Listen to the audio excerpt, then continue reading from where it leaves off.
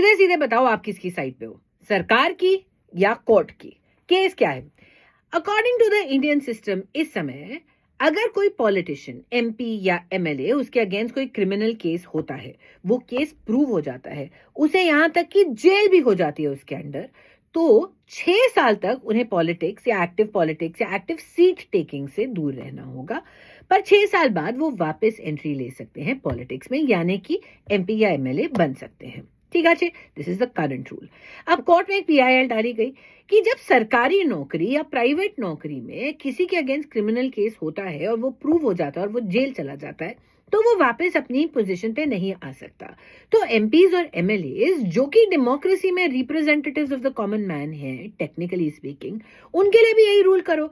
अगर आपके अगेंस्ट कोई केस है, तो आपके अगेंस्ट अगर केस प्रूव हो गया और आप जेल गए हो, तो you should not be allowed back into politics. ऐसा कोर्ट ने कहा। चलो इसको डिस्कस करते हैं, फेयर इनफ कॉन्वर्सेशन। सरकार ने आगे कहा कि नहीं, ये आप नहीं डिस्कस करेंगे, ये हम पार्लियामेंट में डिस्कस करेंगे। अब ये डिस्कशन कहां जाएगी आई डोंट नो, पर मैं आपसे पूछना चाहती हूँ, अगर किसी एमपी या एमएलए के अगेंस्ट एक क्रिमिनल केस है, अगर वो प्रूव हो जाता है, अगर उसके अंतर्गत उसे जेल हो जाती है, should they be allowed to come back into politics? Also, this means that a lot of our MPs and MLAs will be out. But what do you think? Poll